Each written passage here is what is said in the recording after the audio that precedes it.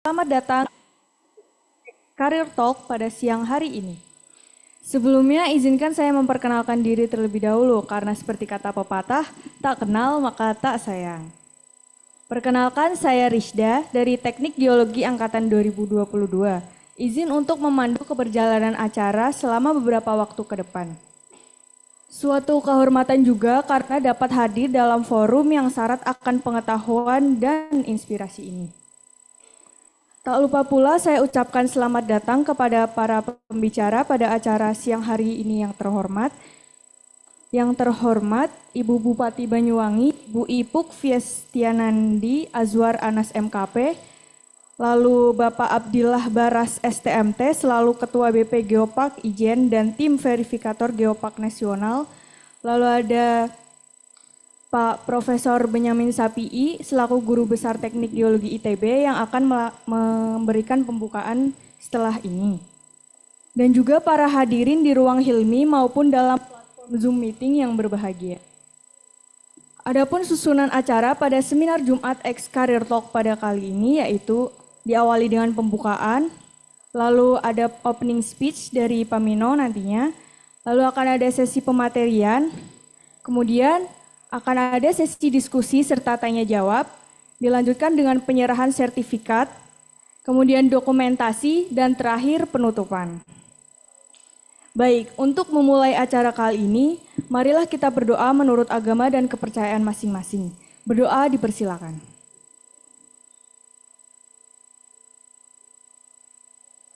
Berdoa dapat dicukupkan dan dilanjutkan di lain waktu. Berlanjut ke rangkaian acara selanjutnya, yakni opening speech dari Bapak Mino. Untuk Bapak Mino dipersilakan. Boleh di depan kamera. Baik, terima kasih.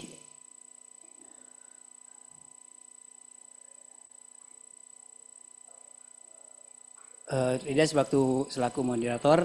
Selamat siang. Assalamualaikum warahmatullahi wabarakatuh. Saya mewakili Pak Mirzam untuk membuka acara yang sebenarnya sudah beberapa kali kita lakukan atau sebagai suatu acara reguler, di mana kali ini bertema geologi dan tata kelola Geopark Ijen.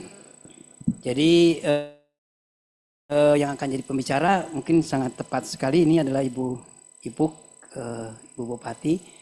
Kita ketemu lagi, Ibu.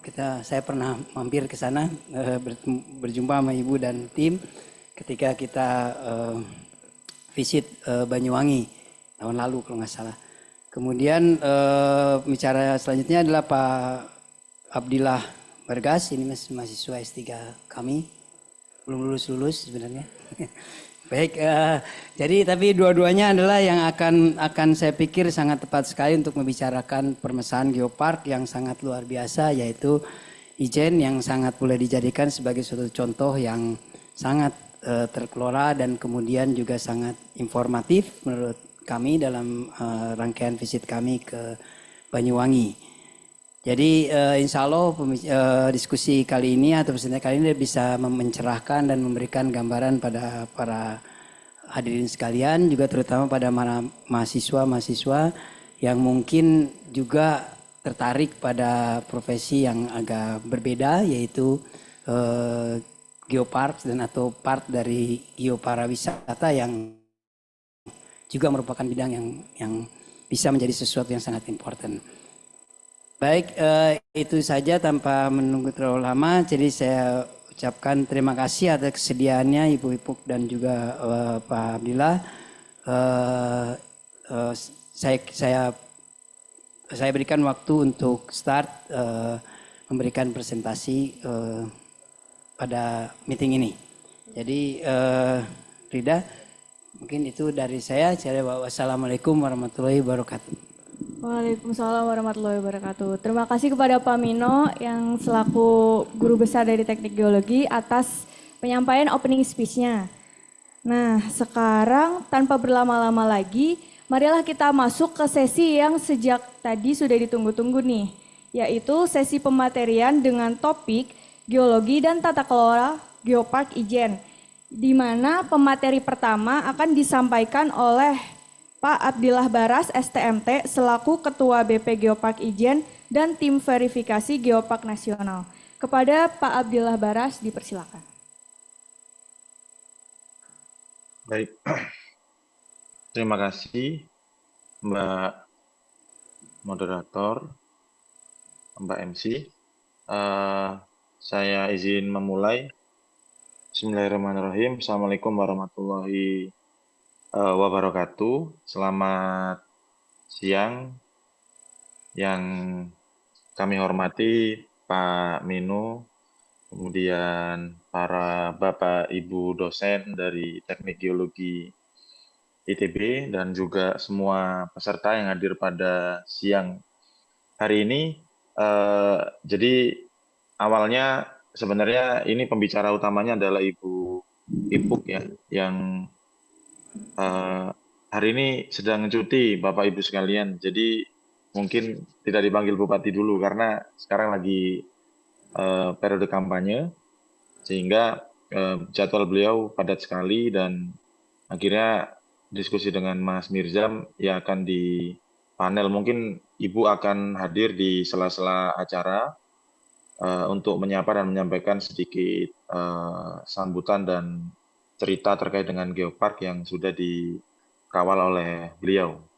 Jadi saya akan menyampaikan secara garis besar apa yang kemudian nanti akan memberikan gambaran bagi Bapak Ibu semuanya bagaimana Geopark ini menjadi salah satu instrumen pembangunan di kabupaten kami, begitu kira-kira.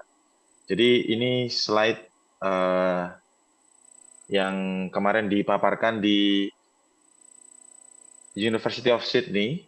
Jadi bulan Juli lalu Ibu Ipuk diundang di Sydney dalam acara Geotourism Festival yang dilaksanakan oleh Badan Pengelola Geopark Ijen, kemudian Rinjani, dan juga Australian Geoscience Council. Jadi membuat acara 3 agenda, mulai dari pre-event, main event, dan post-event. Dan post-eventnya ada di Australia, dan salah satu pembicaranya adalah Ibu Ipuk dengan tema Impact of Volcano Geotourism and Geopark on Economic Development for Banyuwangi. Jadi ini secara garis besar nanti akan saya blend antara materi dengan oleh Ibu Ipuk dan materi saya, kira-kira begitu.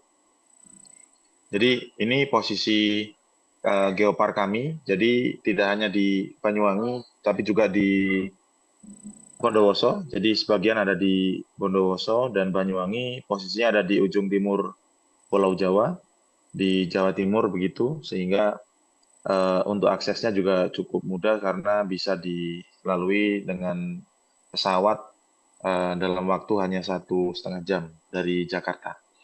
Dan juga sudah ada kereta langsung sekarang dari Jakarta ke Banyuwangi, eksekutif, yang kemudian setiap hari berangkat, begitu kira-kira. Sehingga akses darat kemudian udara itu juga bisa ditempuh dengan cukup mudah dan nyaman.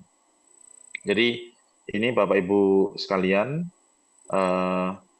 luas dari Banyuwangi itu sangat luas sekali ya. Jadi kalau ada 5 kabupaten di Mataraman, ada Madiun, Ponorogo, dan kawan-kawan, itu kalau dijumlah itu sama dengan Banyuwangi begitu. Sehingga wilayahnya sangat luas. Kami memiliki ada 4 kawasan konservasi, ada Taman Nasional Las Purwo, Baluran, kemudian ada Cagar Alam Ijen, kemudian juga ada Meru Betiri. Walaupun Situ Bondo itu adalah yang memiliki Baluran, tapi secara akses jauh lebih dekat dari Banyuwangi. Nah, jadi bisa dibayangkan bahwa kemudian dulu untuk mencapai kawasan ini sangat sulit karena ya dari Surabaya aja masih butuh 6-7 jam, kemudian dari Jakarta apalagi, sehingga salah satu yang dibuka adalah akses pada masa tahun 2010.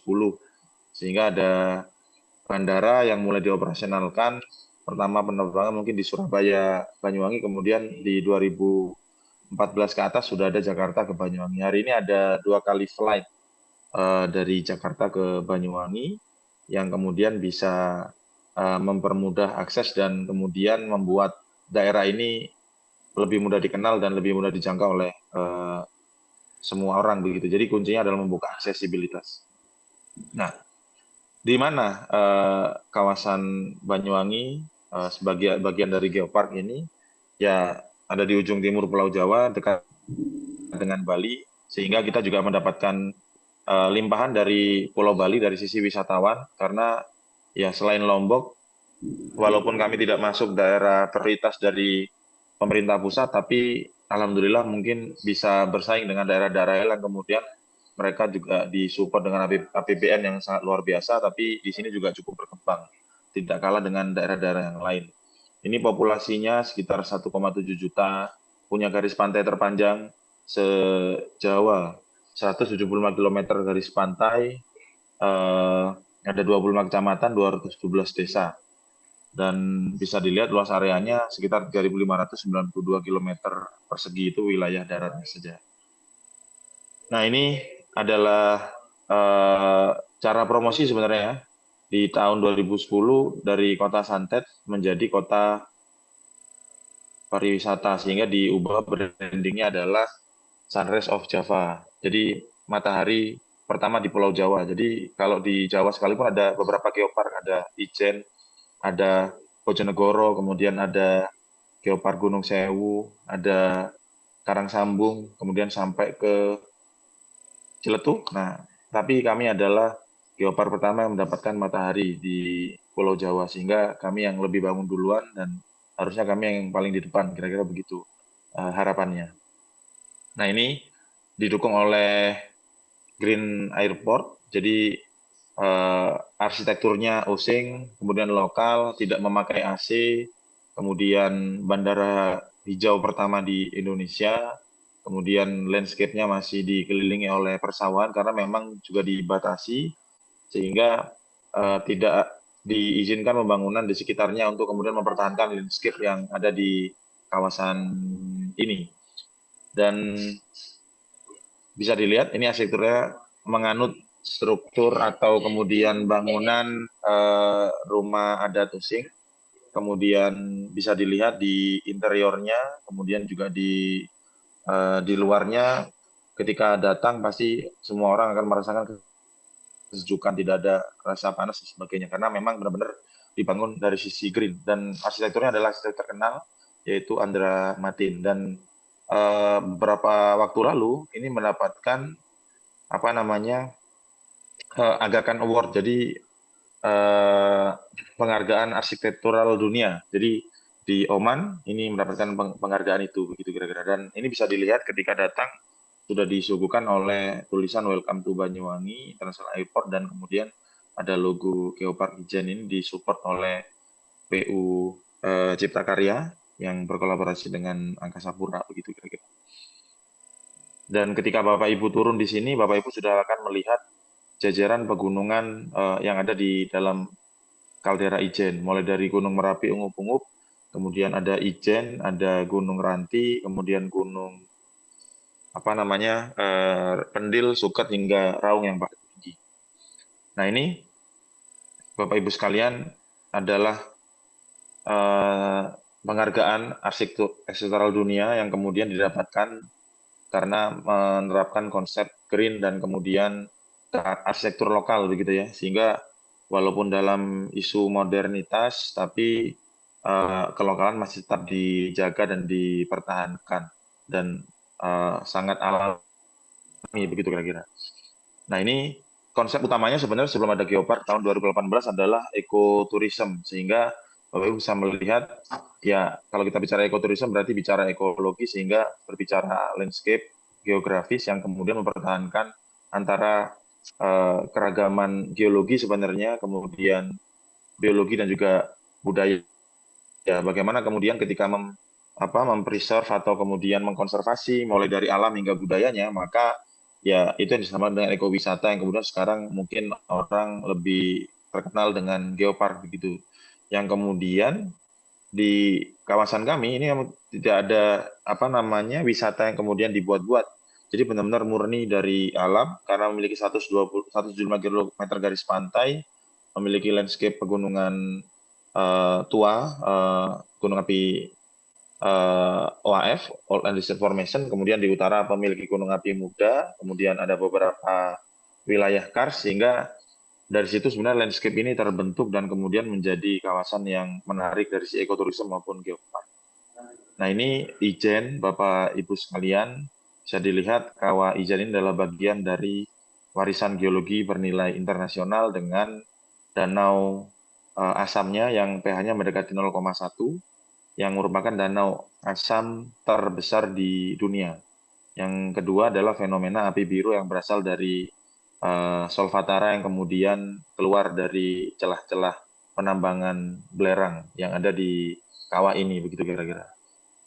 Dan ini terkonfirmasi api biru ini adalah satu-satunya di dunia. Sehingga bukan dua, di Islandia ternyata setelah beberapa kali studi literatur dan pernah berdiskusi dengan beberapa ahli gunung api yang pernah ke Islandia dan beberapa negara lain, itu tidak ditemukan api biru seperti di Ijen. Ini api birunya ketika di malam hari, pendakian akan dimulai di jam 2, kemudian naik sekitar 2 jam, kemudian turun, menuruni kawah dan akan melihat atraksi api biru dan bersandingan dengan kegiatan penambangan. Jadi ada pipa yang khusus untuk atraksi wisata, ada pipa yang khusus untuk penambangan. Kadang mungkin ada orang bilang bahwa dimatikan. Ya karena kadang apinya itu mengganggu yang di sebelahnya. Maka yang dimatikan bukan yang di pipa atraksi, tapi di pipa yang kemudian para penambang. Karena memang penambangnya juga punya izin dari PT Candi Ngerimbi bahkan sejak tahun 1950-an. Tapi memang karena kondisi pariwisata, kemudian pengunjungnya juga cukup banyak, maka dari ratusan penambang sekarang tersisa hanya sekitar 20 sampai 50 orang, karena yang 250 sekarang menjadi pemandu, kemudian menjadi penari gerobak dan sebagainya, sehingga sudah ada peningkatan dari sisi ekonomi yang mungkin nambang satu hari bisa dapat 150.000, tapi menjadi pemandu bisa lebih banyak, sekitar 300 sampai 400.000 dalam waktu satu malam. Jadi ada pergeseran paradigma dari teman-teman yang ada di sini dari sisi pariwisata, begitu kira-kira. Ini bisa dilihat penambangnya, jadi masih manual karena memang dengan kondisi asam yang sangat ekstrim ini sepertinya untuk membangun infrastruktur juga maintenance juga cukup banyak, sehingga sampai saat ini masih berjalan dan rekan-rekan ini sudah punya kearifan lokal. Jadi ketika kadar H2S-nya tinggi, rekan-rekan ini biasanya menggunakan kain yang diberi air, digigit untuk kemudian menjadi mitigasi dari kenaikan dari gas itu sendiri. Nah, ini adalah cara promosi. Jadi kalau kita bicara barang geologi, bicara landscape alam, kemudian bicara pariwisata, maka ya nggak mungkin tanpa ada promosi. Maka dari itu, cara promosinya salah satu adalah sport tourism. Nah, sehingga ada cara-cara kabupaten dengan cara festival membuat contoh Banyuwangi Ijen Green Run. Ini berlari mulai dari Paltuding atau pos pendakian di Kawah Ijen, kemudian menuruni hingga ke kota. Dan saya rasa banyak orang ingin datang, kenapa? Karena rasanya beda ketika berlari di Ijen, itu akan mendapatkan udara yang kemudian sangat signifikan baiknya, karena di bawahnya hutannya masih sangat asri, sehingga ini digandrungi oleh banyak orang. Di tahun 2025 besok, di Februari, insya Allah ada kegiatan Ijen Geopark Triathlon, yang kemudian dimulai berenang dari Pantai Bum, Marina Bum yang ada di kota, kemudian bersepeda hingga ke pos pendakian Kawah Ijen, dan berlari hingga ke puncak finishnya di puncak kawah. Akan dilaksanakan di Februari tahun depan. Mungkin Bapak Ibu ada yang berminat, mungkin nanti bisa kami infokan, begitu kira-kira. Karena kegiatan ini sebenarnya tahun lalu tapi terkendala sponsor utama, dan alhamdulillah tahun depan akan dilaksanakan kira-kira di bulan Februari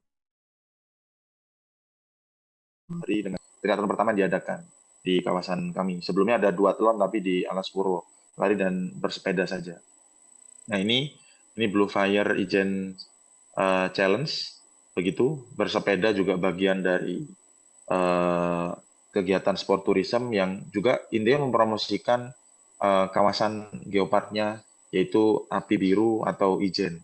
Dan dilakukan dengan finish di Kawah Ijen yang rutin setiap tahun begitu. Ada Alas Purwo Geopark Green Run. Nah, ini berlari di paru-paru dunia biasanya tagline-nya. Kemarin yang terakhir dilaksanakan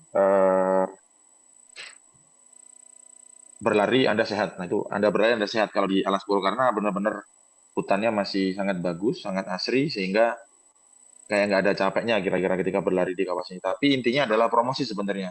Karena stop WS-WS-nya itu ada di beberapa situs. Contoh ada di Batuan Gunung Api Pancur, kemudian ada di mana di Pantai Parangireng yang merupakan bagian dari sisa perjalanan Gunung Api Purba yang merekam ada lava bantal dan juga fosil foraminifera. Sehingga ini sebenarnya cara-cara yang kemudian orang awam supaya tertarik dan tahu dengan cara olahraga dan promosi pariwisata begitu kira-kira.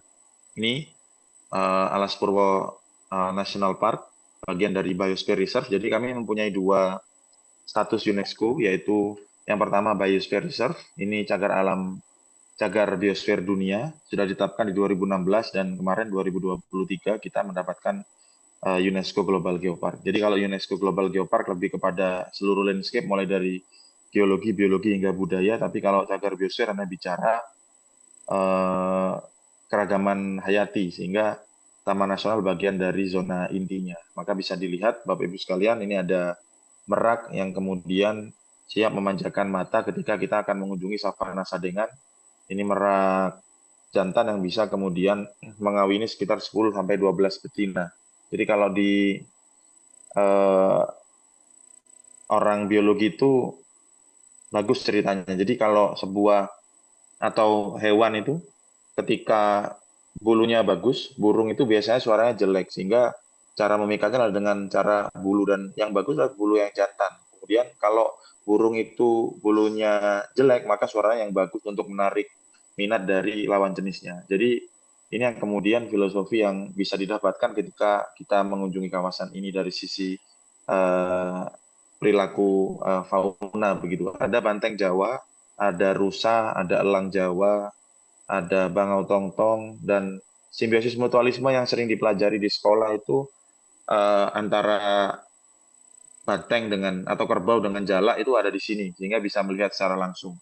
Ada situs budaya juga, karena memang ini adalah bagian dari situs yang kemudian dipercaya oleh umat Hindu untuk kemudian menjadi bagian dari umrohnya mereka kira-kira. Jadi tiap tahun itu ada upacara pagar besi yang kemudian banyak orang-orang Hindu dari Bali itu datang ke sini karena leluhurnya adalah dari Belambangan, dari kawasan Banyuwangi dan sekitarnya. Nah ini tadi saya sampaikan Alas Purwo bisa dilihat ini sangat bagus sekali dan kemudian di sini keragaman geologi juga luar biasa. Ada kawasan kars terbesar nomor 4 di Pulau Jawa ya, Kars Belambangan. Yang kemudian di sini ada diidentifikasi ada sekitar 44 goa, ada teras yang menunjukkan proses pengangkatan di Pelengkung, Jilen itu tempatnya surfing dunia, dan juga ada kontak antara batuan gunung api OAF dengan Gamping yang memberikan informasi bahwa Gamping ini tumbuh di atas endapan OAF sehingga Gampingnya lebih mudah daripada OAF-nya. Nah ini tadi Pura Gorilla Nusantara, ini Savana Sadengan, ini Savana Duatlon, ini jadi kegiatan-kegiatan kemudian dilakukan untuk mempromosikan bagaimana kemudian pariwisata berjalan, kemudian situs juga terangkat begitu kira-kira. Nah ini yang paling baru dan satu-satunya di Indonesia yang kemudian berjalan, sudah diakui dunia dan masuk kalender UCI. Bisa dilihat ini adalah Tour de Banyuwangi Ijen. Ini ada sekitar 4 atau 5 etape kemarin, dan etape terakhir itu adalah di Ijen, sehingga ada tanjakan neraka yang kemudian ini pasti diincar oleh para pembalap untuk menaklukkannya. Jadi ada jalur namanya erek-erek, itu kemiringannya hampir sekitar 60%, begitu kira-kira. Maka trek ini yang kemudian dikejar oleh orang-orang untuk menaklukkan Tour de Banyuwangi Ijen ini diikuti oleh 20 negara kemarin selama beberapa hari, sehingga ini salah satu cara promosi internasional yang kemudian Tour ini tidak kalah dengan Tour de France, Tour de Langkawi, Singkarak, dan sebagainya. Dan di Indonesia kemarin satu-satunya diadakan hanya di sini. Dan dihadiri oleh Pak Menpora, Pak Menhub, dan beberapa pejabat yang lain, begitu kira-kira. Ini karena di bawah itu ada lereng yang kemudian bisa dimanfaatkan, karena memang bukan bagian dari zona inti, maka ada downhill yang dilaksanakan di sini. Ini cara-cara promosi. Ini surfing tadi yang di posisinya di Pelengkung, di Jilen, di ujung tenggaranya Alas Purwo. Ombak yang tinggi jelas dipengaruhi oleh gelombang dan kemudian juga permukaan bawah laut dangkal yang kemudian tidak rata karena ada kars yang kemudian muncul menjadi jejak pengangkatan Pulau Jawa yang bisa terlihat atau diamati di sini, sehingga ombak di sini cukup tinggi sekitar 9 meter. Jadi nomor 2 setelah Hawaii dan menjadi salah satu venue dari World Surfing League, jadi piala dunianya surfing, begitu kira-kira. Baik, Sebentar, sebelumnya mohon maaf izin memotong pada Pak ya, Abdillah. ini Saya saya ditelepon. ingin Ya, ya, menyampaikan karena Bu Ipuk sudah bergabung ya bersama kita dalam silakan. Zoom meeting kali ini, maka saya persilakan terlebih dahulu untuk Ibu Ipuk untuk menyampaikan sambutannya. Kepada Ibu Ipuk dipersilakan. Ya, baik, terima kasih. Selamat siang, salam sejahtera untuk kita semua. Assalamualaikum warahmatullahi wabarakatuh. Yang kami hormati Guru Besar Teknik Geologi ITB, Bapak Benyamin Safi'i, lalu Pak Mirzal, sebagai Kaprodi Praksarjana Teknik Geologi ITB, dan Bapak Budi Santoso, serta Bapak Abdul Bari, dan Pak Abdillah sebagai pemateri pada hari ini, para dosen, mahasiswa, dan juga para peserta seminar hari ini yang saya banggakan. Sebelumnya terima kasih atas undangan yang diberikan kepada kami, dan mohon maaf ini kami juga tidak bisa secara maksimal untuk membersamai kegiatan hari ini karena kebetulan kami juga sedang cuti. Tapi sebuah kehormatan bagi kami untuk akhirnya bisa sedikit menceritakan terkait dengan Banyuwangi, terutama dikaitkan dengan geologi dan juga tata kelola Geopark Ijen yang dilakukan di Kabupaten Banyuwangi. Banyuwangi, kabupaten paling timur di Pulau Jawa Timur, dan kami punya luas yang hampir sama dengan Pulau Bali, dan kami memiliki daerah yang sangat lengkap potensinya, hutan, kami punya laut, kami punya gunung juga, dan kami merasa bahwa bersyukur tinggal di Banyuwangi karena Banyuwangi memiliki segalanya yang mungkin saja tidak dimiliki oleh daerah lain. Dan kami memiliki tagline karena memang Banyuwangi di ujung timur, maka tagline kami adalah The Sunrise of Java, yang punya makna bahwa sinar matahari pertama kali bersinar di Pulau Jawa adalah di daerah kami. Jadi kami bangun lebih dulu, kami bekerja lebih dulu dibandingkan dengan kota Jakarta atau bahkan kota Bandung. Dan pada hari ini kami juga diminta terkait dengan potensi geologi yang ada di Kabupaten Banyuwangi. Lebih dari 30% wilayah Banyuwangi adalah merupakan kawasan hutan, dan juga Banyuwangi dikelilingi oleh 3 taman nasional, Taman Nasional Baluran, lalu ada Taman Nasional Purwo, dan juga Marubeduri. Dan potensi inilah juga yang bagian dari geologi yang sering dijadikan tempat studi bagi mahasiswa geologi khususnya yang ada di selain kawasan Taman Nasional lengkap, tadi kami sudah kami sampaikan, kami punya gunung juga kami punya laut, sehingga ekosistem kami juga pasti lengkap. Ekosistem yang ada di laut, yang ada di hutan, ada di gunung, dan kondisi alam yang indah ini tentunya menjadi sebuah daya tarik, terutama bagi wisata di Kabupaten Banyuwangi. Banyuwangi juga memiliki kekayaan budaya yang sangat beragam, kekayaan budaya yang kemudian kami kemas menjadi sebuah atraksi budaya melalui berbagai event yang secara rutin kami lakukan, yang kami gelar dalam rangkaian Banyuwangi Festival. Tadi Pak Badil juga sudah sedikit menyampaikan, saya dengar ya. Tujuannya apa kok Banyuwangi bikin Banyuwangi Festival? Tujuannya adalah salah satunya kami perlu dan kami harus melestarikan kebudayaan yang kami. Sekaligus kami juga memperkenalkan dan mempromosikan kekayaan budaya Banyuwangi kepada masyarakat luar. Jadi Banyuwangi Festival ini bukan hanya bicara terkait dengan pariwisata, tetapi ada ikhtikat dari kami untuk memperkenalkan dan mempertahankan, menjaga, dan serta mempromosikan budaya. Kami punya salah satu event, yaitu Banyuwangi Ethno Carnival. Ini sebuah bagian dari Banyuwangi Festival, di mana tahun 2023 kemarin kami mengambil tema The Magic of Ijen Geopark.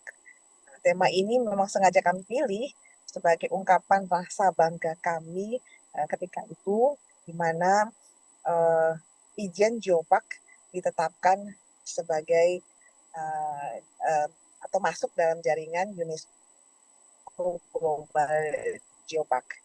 Dan parade dalam Banyuwangi Ethno Carnival tahun 2023 tersebut, ini kami menggunakan kostum yang diadaptasi dari sejumlah situs atau site yang menjadi bagian dari kawasan Geopark Ijen.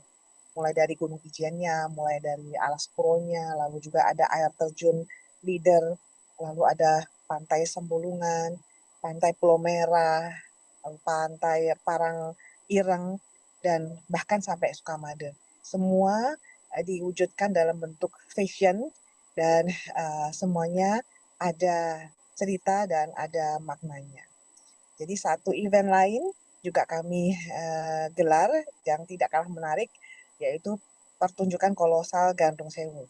Dan dalam event ini ada 1.000 penari gandrung yang merupakan gabungan dari penari-penari muda, anak-anak sekolah kami dari seluruh sekolah di Banyuwangi. Mereka menari bersama dengan latar belakang Selat Bali yang begitu indah. Dan yang lebih mengagumkan adalah anak-anak yang tampil ini, mereka merasa bangga karena bisa tampil di event Gandrung Sewu. Lalu juga dalam rangka kami untuk mempromosikan Ijen Geopark, kami ini rutin menyelenggarakan event-event sport tourism.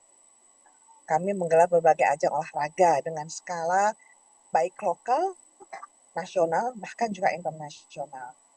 Kalau yang lokal kami ada Ijen Clean Run, ada Blue Fire, Ijen Challenge. Ya, ini dilakukan oleh teman-teman komunitas. Lalu juga ada Geopark Run, ada Savana Duathlon. Ini kami lakukan di beberapa site Geopark Ijen. Dan beberapa ajang olahraga yang pernah diselenggarakan di Banyuwangi. Kami juga buat yang berskala internasional seperti Tour de Banyuwangi Ijen, lalu Banyuwangi Ijen Geopark Downhill. Ini juga merupakan kompetisi balap sepeda resmi bawah UCI. Ya, UCI. Dan tadi Pak Badil sudah menyampaikan Quicksilver Roxy Progiland yang menjadi bagian dari kejuaraan internasional di WSL. Lalu selanjutnya juga kegiatan-kegiatan sport tourism yang kami selenggarakan juga menjadi momentum ya bagi Banyuwangi untuk melakukan konsolidasi pembangunan infrastruktur di wilayah kami. Jadi bukan hanya sekedar event pariwisata semata, tapi ini bagian juga konsolidasi infrastruktur yang kami bangun untuk kegiatan itu dan nantinya bisa dirasakan dampaknya oleh masyarakat sekitar.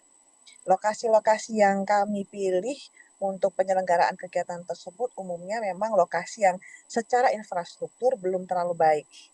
Nah, oleh karena itu, jadi lokasi-lokasi tersebut kami pilih menjadi lokasi kegiatan sport tourism dengan terlebih dahulu kami perbaiki infrastrukturnya sehingga nantinya bisa dinikmati kembali oleh masyarakat setempat.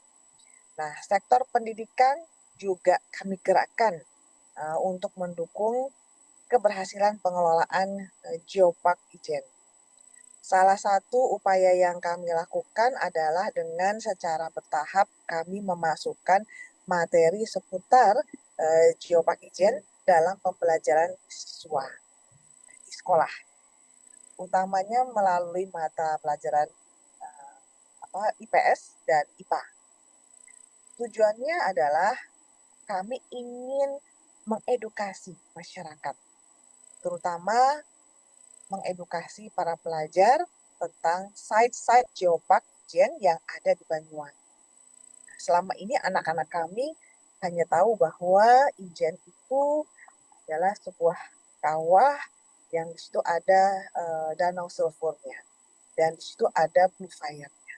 Tetapi mereka belum secara lengkap belajar tentang atau mengetahui tentang Geopark Ijen. Maka kami sisipkan di setiap materi-materi pelajaran mereka terkait dengan seputar Geopark Ijen.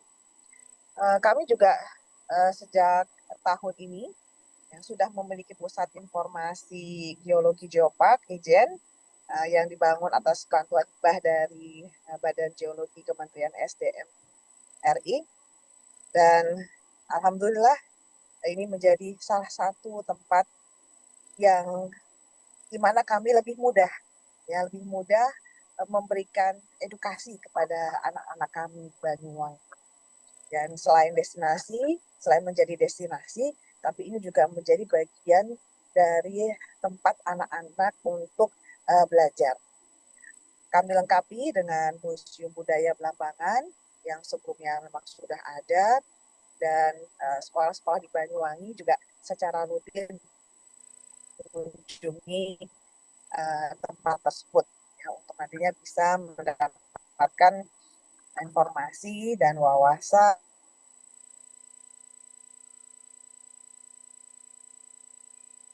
perguruan tinggi juga kami lakukan secara terus-menerus, dan kami terus akan kembangkan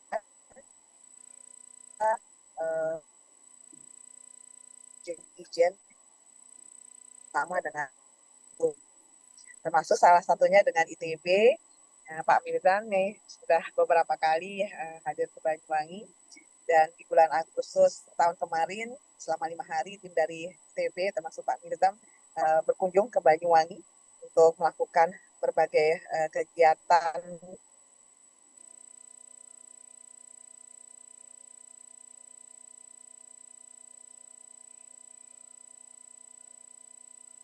di Ini ada Banyuwangi, kendala mendampingi pengelolanya, pengelolaan geowisata, lalu juga ada penelitiannya ya, dan juga diskusi ajang-ajang diskusi geologi dengan kampus dan sekolah yang ada di Kabupaten Banyuwangi.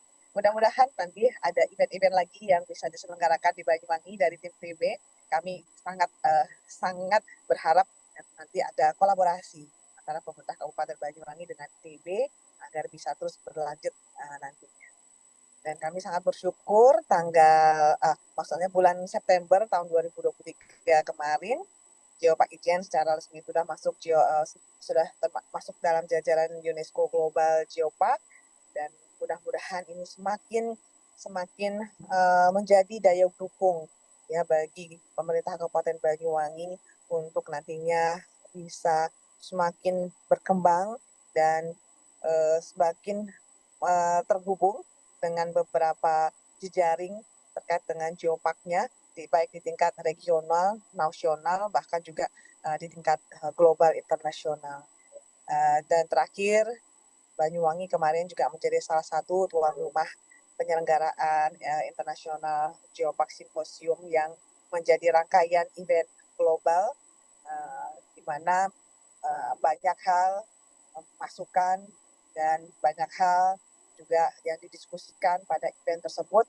Semoga nanti hal-hal seperti ini bisa lagi diselenggarakan di Kabupaten Banyuwangi dan pasti kami akan mendapatkan banyak manfaat dari kegiatan tersebut. Pemerintah Kabupaten Banyuwangi sepenuhnya menyadari dan memahami bahwa berbagai program dan kegiatan yang dilaksanakan untuk mendukung pengelolaan Geopark Ijen tidak bisa berhenti sampai di sini. Dan di tahun 2026 nanti, Geopark Ijen juga akan dinilai kembali kelayakannya sebagai anggota UNESCO Global Geopark.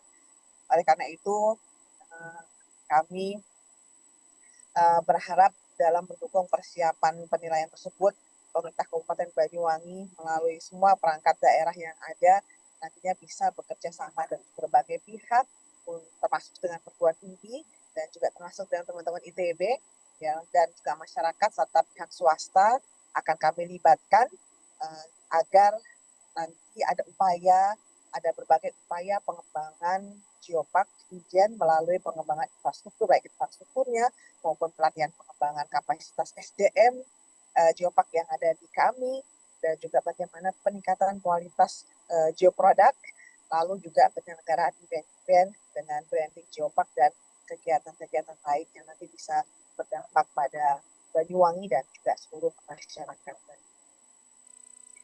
Mungkin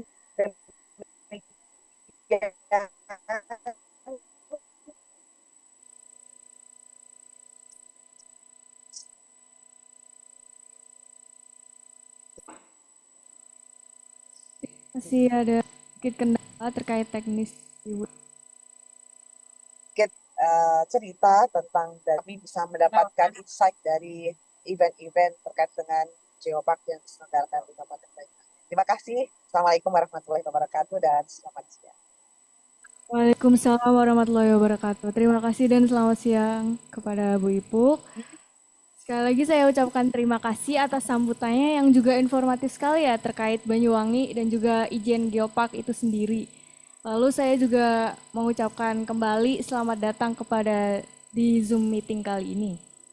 Selanjutnya mari kita lanjutkan kembali pematerian dari Pak Abdillah. Kepada Pak Abdillah dipersilakan kembali.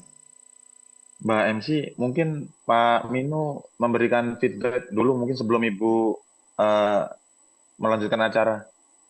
Pak Mino atau Pak Mirzam? Kebetulan Pak Minonya sudah ini Pak. Pak Mas Mirzam mungkin ada di Zoom ya? Baik, bisa terdengar suara saya Mas Abdillah? Bisa Mas, bisa. Baik, bismillahirrahmanirrahim. Assalamualaikum warahmatullahi wabarakatuh. Yang saya hormati Ibu Abdillah, kemudian para peserta dosen dan teman-teman secara luring maupun daring. Terima kasih di tengah kesibukannya. Kemudian menyampaikan sedikit insight gitu tentang tata kelola yang ini memang harapannya kesuksesan Banyuwangi ini bisa dikeluarkan nanti ke geopark yang lain. Jadi kami dari ITB dan juga di sini dari IPS TG siap mendukung geopark Banyuwangi dan geopark ini pendukung untuk maju kita mudah-mudahan apa yang diprogramkan semua sampai dan pada waktu resepsi 2026 yang disampaikan ini pasti mendapatkan nilai 5 dan terbaik. Ya, terima kasih Bu Ipuk, Mas Abdillah. Kalian demikian. Assalamualaikum warahmatullahi wabarakatuh. Waalaikumsalam warahmatullahi wabarakatuh. Baik, terima kasih atas sedikit kata-katanya dari Mas Mirzam. Selanjutnya kita akan melanjutkan kembali nih pematerian dari Pak Abdillah. Pada Pak Abdillah dipersilakan kembali. Baik, terima kasih saya lanjutkan. Terima kasih Ibu Ipuk atas tambahan pencerahannya. Jadi ini beberapa hal yang tadi disampaikan oleh Ibu Ipuk. Ini contoh Gandrung Sewu ini akan dilaksanakan di 26 Oktober di bulan ini.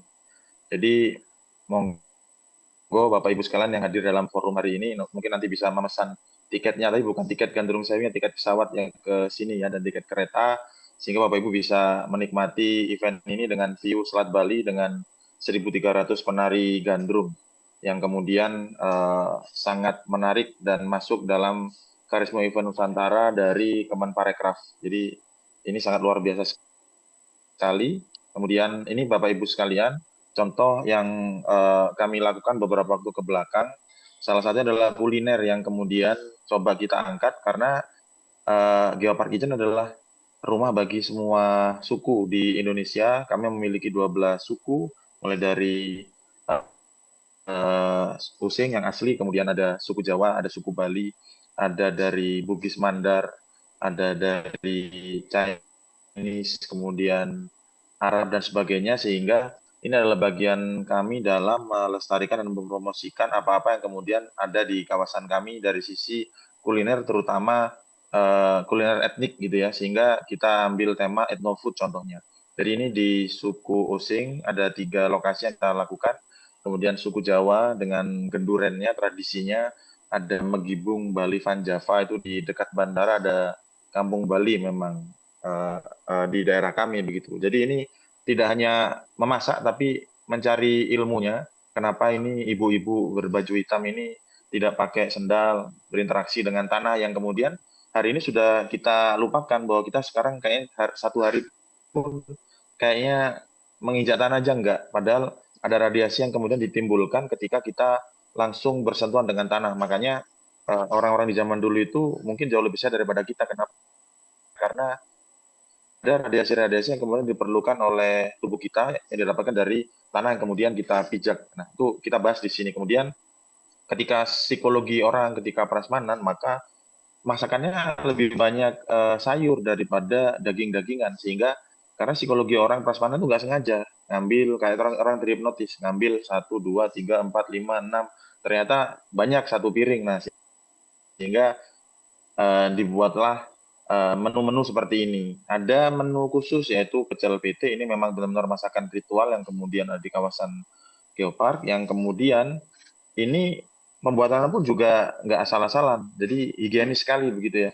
Dicuci di aliran air yang mengalir di sungai yang kemudian sungainya masih bersih, kemudian dilaksanakan oleh jadi ada pantang-pantangannya nih. Jadi kalau punya luka kecil gitu itu nggak boleh datang ke sini. Kenapa? Karena berpotensi nanti akan menular atau tertular. Jadi kalau anaknya masih belum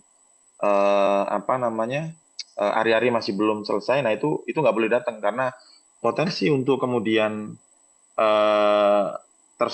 terkena penyakit itu lebih tinggi ketika habis dari kerumunan. Jadi kalau kita kemarin baru COVID, ketika kita social distancing, nah ini di sini sudah diterapkan jauh sebelum ada pandemi begitu, sehingga ini ada bagian dari edukasi yang kemudian kita tularkan. Contoh di Genduren, ya sekarang kalau kita lagi ikut genduren atau gendurian gitu, biasanya kita duduk manis, kemudian makanan sudah siap dibawa pulang begitu. Nah di sini enggak. Jadi yang ibu-ibu, yang adik-adik cewek ini di sini sama-sama di belakang untuk memasak bersama. Kemudian bapak-bapaknya nanti bagian membagikan dan tidak memakai plastik sehingga pakai daun, kemudian didoakan, baru kemudian pulang sehingga rasa gotong royong itu muncul karena sebenarnya acara-acara seperti ini adalah acara-acara kemudian merekatkan rasa persaudaraan dan kemudian rasa gotong royong. Maka dari itu yang kemudian kita sasar begitu. Termasuk di Bali begitu. Dan ini contoh dapurnya begitu ya. Jadi sirkulasi udaranya cukup baik. Jadi cahaya juga masuk karena beberapa riset mengatakan bahwa ya kalau kita makan itu kemudian ada provitamin D yang diubah jadi vitamin D, syaratnya harus kena cahaya matahari. Nah, sehingga ini adalah bagian dari itu sebenarnya. Ini riset yang membahas itu.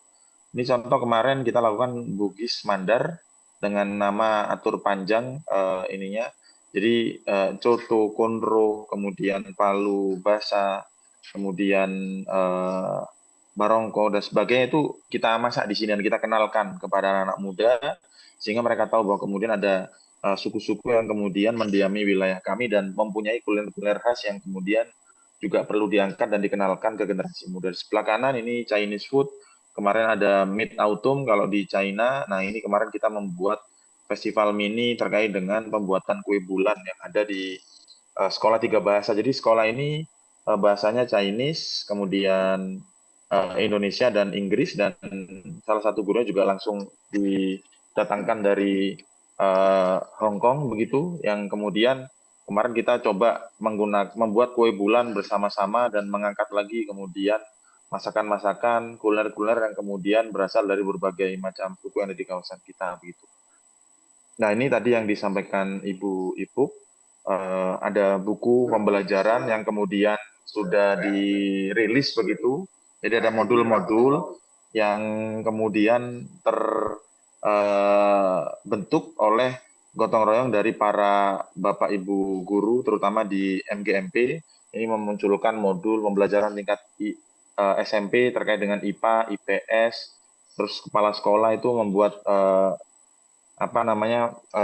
buku sendiri dari sisi MKKS ya, Persatuan Kepala Sekolah, kemudian dari guru-guru dan sebagainya itu muncul, yang kemudian ini juga masuk ke kurikulum dan dimulai dari TK sampai di senior high school.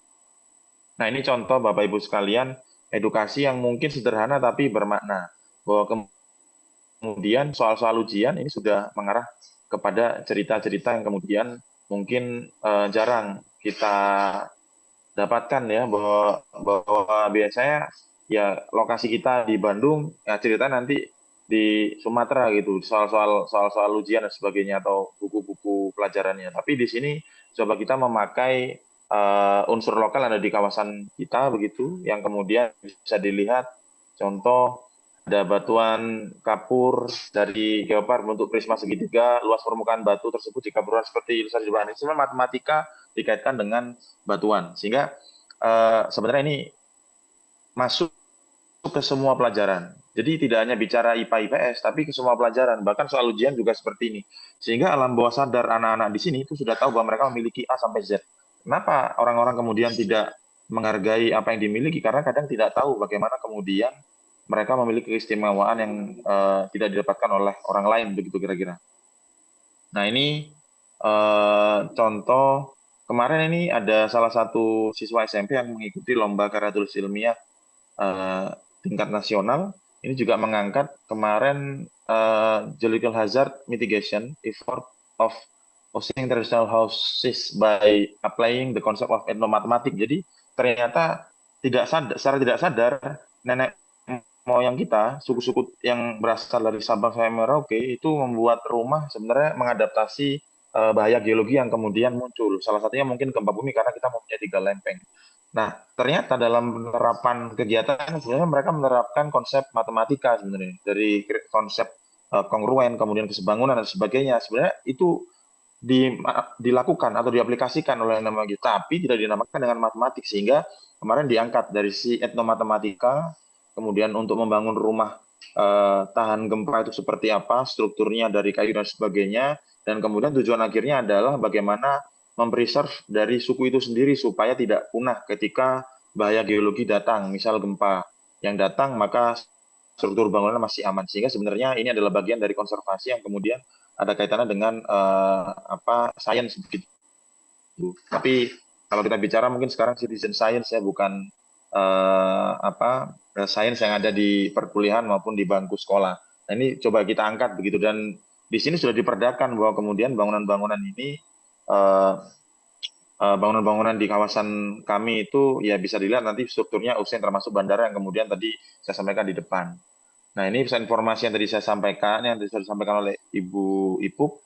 Jadi kita punya 2 lantai yang kemudian panel informasinya sangat lengkap, ada immersive area.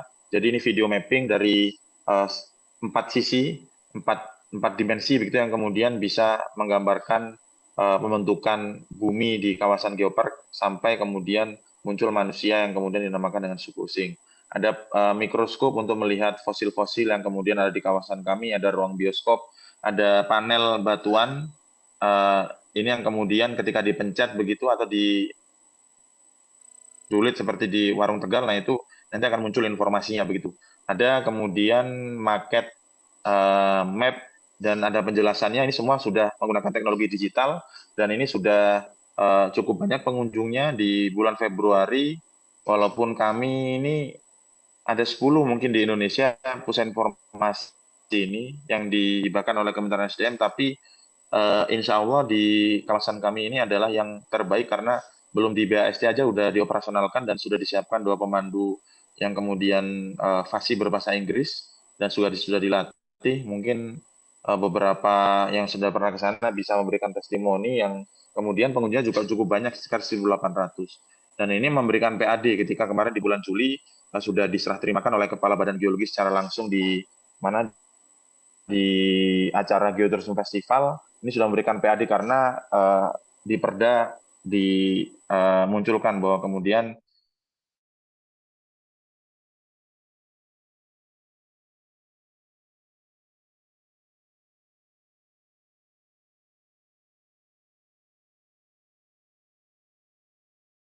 papan-papan informasi, kemudian leaflet-leaflet, visibilitas yang lain, papan petunjuk jalan yang kemudian memudahkan wisatawan atau orang yang kemudian akan mengunjungi sebuah tempat.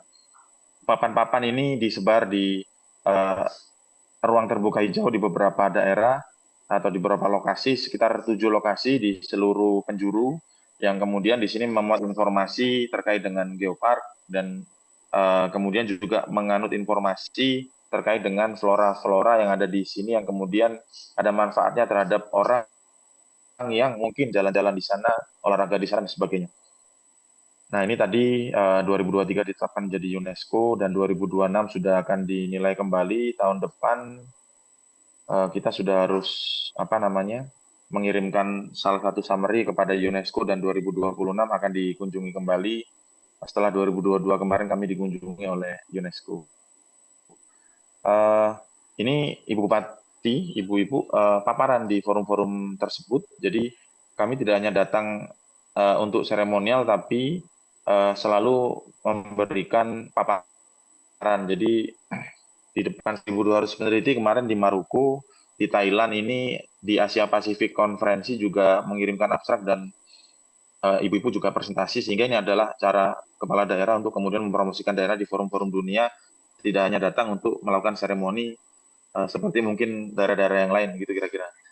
Nah, ini kegiatan edukasi yang sudah dilakukan, mengunjungi 15 kampus di kawasan Banyuwangi, kemudian ada olimpiade yang dibentuk dari sisi sains dan geologi dan geopark, kemudian Museum Ghost to School, Geopark Corner atau mini informasi seperti pusat informasi tadi, tapi di sekolah-sekolah itu disebar beberapa pelatihan dan sebagainya.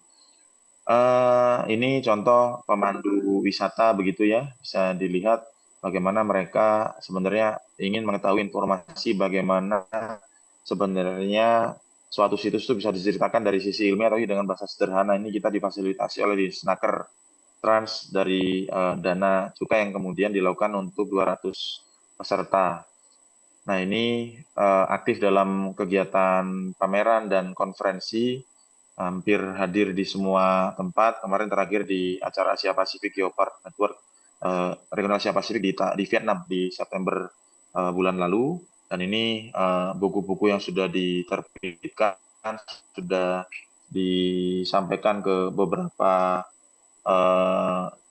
negara dan juga beberapa pejabat, salah satunya Ibu Wapres dan Ibu Presiden, Ibu Iriana dan juga Ibu Maruf Amin. Ini kemarin ketika ada pameran di Banyuwangi kita serahkan, dan di beberapa pameran di luar negeri kita juga selalu diseminasi hal-hal tersebut begitu.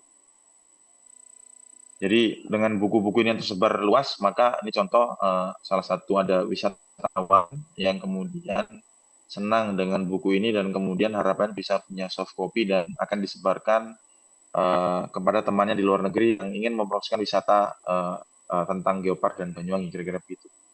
Ini tadi yang disampaikan Banyuwangi Geopark Ijen. Jadi ini mengilhami dari situs sebenarnya. Jadi kalau tadi ini ada Parang Ireng, jadi jelas ini pendinginan magma ya, bagaimana lava yang keluar ke permukaan berwarna orange, kemerahan yang kemudian mengalami pendinginan hingga berwarna hitam. Jadi lava basaltik yaitu di daerah Parangirang, dan ini yang kemarin menjadi juara. Jadi apa yang kemudian disampaikan di kostum adalah bentuk dari representasi dari situs-situs baik geologi, biologi maupun budaya. Contoh ini air terjun leader, ini adalah kekar kolom yang kemudian melatar belakangi dari dinding lidah lavanya yang kemudian warna-warna ini menunjukkan air, kemudian struktur kekar kolom dan sebagainya. Sehingga ini adalah bagian dari konsolidasi informasi untuk disampaikan dalam bentuk kostum, dan kemarin ini juga sangat luar biasa menarik dan dihadiri oleh Pak Menteri Budi Gunadi Sadikin waktu kegiatan ini. Nah, ini festival yang kemudian juga kemarin juara 2-nya dari teman-teman GEA, adik-adik GEA, dari Geotourism Festival. Salah satu kegiatan ada program program competition, ada poster yang kemudian mengangkat kelokalan, kearifan lokal terkait dengan hazard, terkait dengan mitigasi dan sebagainya. Dan kemarin pemenangnya salah satunya adalah dari GEA ITB, dan ini tingkat SMA sampai perkuliahan yang kemudian ini dilaksanakan di Kijen, kemudian Rinjani, dan terakhir kemarin di Sydney University. Ini kemarin kegiatannya juga dihadiri salah satu dari Prancis, ini cewek di sebelah kanan bawah ini adalah mahasiswa dari Prancis yang kemudian ikut kegiatan ini, begitu kira-kira. Nah, ini Kepala Badan Geologi Pak Wafid, kemudian Pak Kapus Survei Geologi, dan beberapa peserta asing yang kemudian mengikuti kegiatan ini akan disebar di beberapa destinasi untuk melakukan pengabdian masyarakat setelah kegiatan Geotourism Festival berlangsung. Nah, ini jelas sebagai laboratorium alam bahwa kawasan kami ini juga sebagai representasi dari kampus lapangan sebenarnya, yang kemudian tidak dimiliki daerah lain. Kami memiliki gunung api aktif dan punya gunung api fosil, yaitu Pulau Merah dan Ijen. Kami punya kars, kami punya garis pantai sepanjang 175 km, kemudian kita memiliki beberapa fenomena yang kemudian cukup menarik dari sisi keragaman biologi dan juga budaya, sehingga sangat layak untuk dijadikan rujukan sebagai tempat kuliah lapangan. Jadi terakhir kemarin UPN, yang kemudian mahasiswa dengan dosennya melakukan kuliah lapangan di sini. Nah, ini geowisata yang kemudian menjadi side effect dari kegiatan geopark. Jadi ini contoh-contoh kegiatan yang kemudian muncul, ya mungkin ini belum populer tapi ya sudah dilaksanakan. Ini kemarin dari IAG pada saat MGI ya, ada trip Pulau Merah, itu juga cukup mahal harganya tapi juga cukup laku begitu. Kemudian ini dari teman-teman kampus terkait dengan perubahan iklim, maka tripnya ke daerah mangrove begitu kira-kira. Ini kapan hari Mas Mirzam, ini juga salah satunya ada My Park Reassurance Research, itu juga membawa beberapa direksi perusahaan asuransi untuk belajar terkait dengan erupsi gunung api dan juga tsunami ya.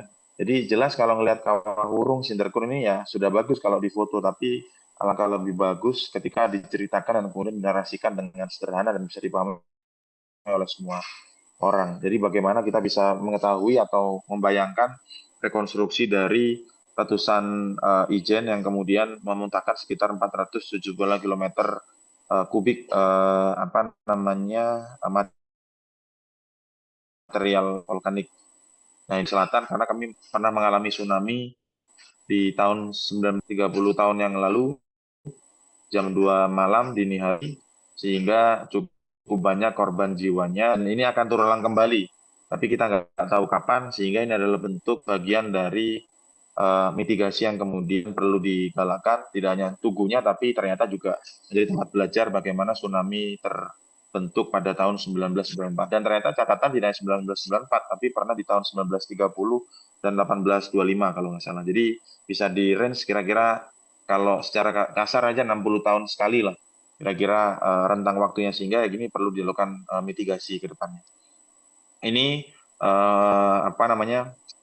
trip-trip yang kemudian muncul menyelami dalamnya laut purba tanpa basah, karena di sini lokasinya dari lava bantal, bahwa kemudian lava bantal jelas ada di laut yang cukup dalam, yang kemudian sekarang ada di permukaan, sehingga sebenarnya kita sedang menyelam tapi tanpa mengalami basah karena tidak ada airnya, begitu kira-kira. Ini yang kemudian sudah mulai muncul di sini. Ini kalau kita menyasar akademisi itu ternyata hanya 10%. Kemarin pada saat di Vietnam itu ada salah satu peneliti dari Jerman. Jadi pangsa pasar dari geoturism untuk akademisi hanya 10% di dunia, sehingga 90% adalah orang awam.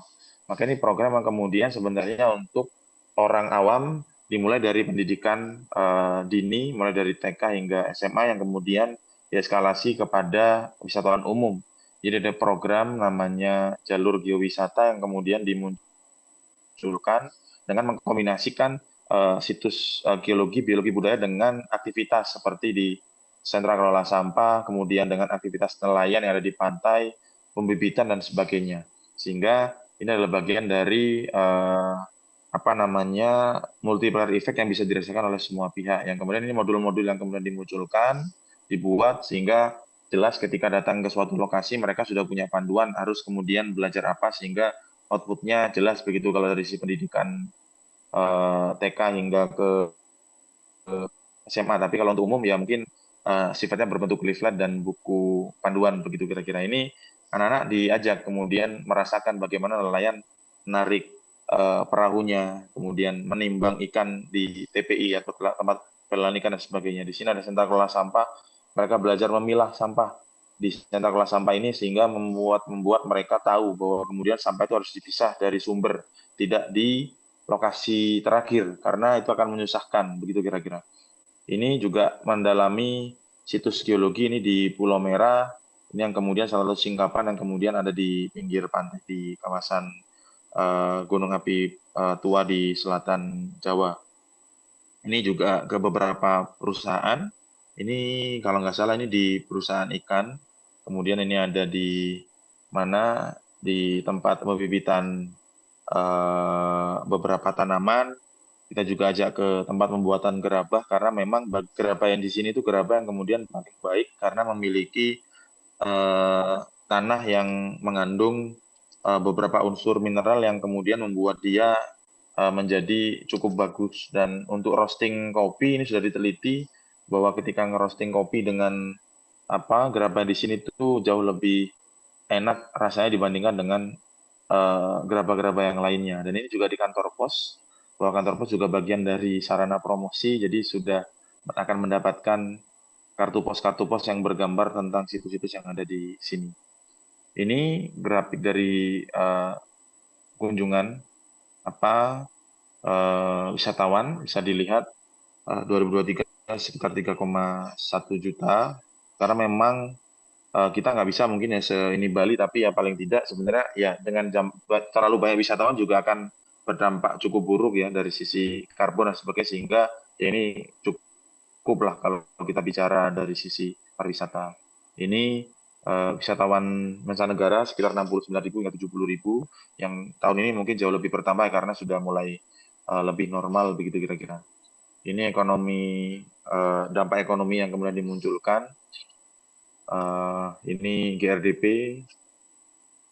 tingkat kemiskinan, income per kapita yang kemudian sehingga sudah sekarang sekitar 58,8 juta. Baik, mungkin itu yang bisa kami sampaikan. Ini adalah paparan yang tadi saya sampaikan bahwa menggabungkan mungkin materi dari ibu-ibu dengan materi yang kemudian dimiliki oleh Badan Pengelola Geopark, sehingga harapannya bisa memberikan insight bagi Bapak Ibu sekalian. Terima kasih, kurang lebihnya mohon maaf. Saya kembalikan ke MC. Baik. Terima kasih kepada Pak Abdillah. Wah, menarik sekali ya pematerian tadi. Jadi kayak kita sedikit banyak tahu nih terkait geopark izin itu sendiri. Dan keunikan-keunikan apa aja yang di dalamnya. Dan tadi saya sempat highlight atau inget-inget tuh ada salah satunya Blue Fire. Mungkin nanti akan saya tanyakan jika ada waktu ya untuk bertanya. Oke, karena pematerian juga sudah, selanjutnya kita akan melanjutkan pada sesi diskusi dan tanya jawab. Nantinya untuk hadirin yang hadir secara offline dapat mengangkat tangannya, lalu setelah dipersilakan, silakan menyampaikan pertanyaannya. Lalu untuk hadirin yang join melalui Zoom, dapat menggunakan fitur raise hand dan setelah dipersilakan dapat menyampaikan pertanyaannya. Baik, sesi pertanyaan dan diskusi dibuka sekarang. Silakan. Apakah ada yang ingin bertanya dari ruangan ini? Boleh? Sebentar.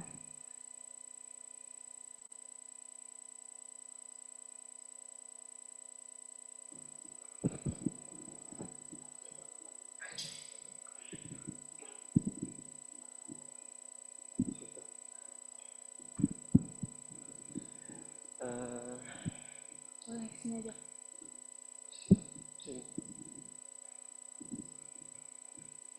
Oke. Assalamualaikum warahmatullahi wabarakatuh. Selamat sore Pak Abdillah. Saya ingin bertanya. Malam. Saya Iqbal dari program Magister Teknik Geologi ITB. Saya ingin bertanya apakah untuk Geopark Ijen sendiri ada referensi eh, untuk melihat ke geopark-geopark yang mungkin lebih besar atau di mancanegara terkait pengembangan ataupun konsep yang akan dijalankan ke depannya. Karena pengalaman saya melihat atau mengunjungi beberapa kawasan wisata yang terkait dengan alam ataupun geologi yang ada di Jawa, itu terkadang kita banyak hal yang seharusnya bisa dikembangkan lebih jauh, namun di pada kenyataannya malah seperti seadanya. Jadi apakah untuk kedepannya akan ada pengembangan lebih lanjut atau ada inovasi-inovasi baru dari Geopark Ijen itu tersendiri? Terima kasih Pak. Baik, kepada Pak Abdillah boleh langsung dijawab saja.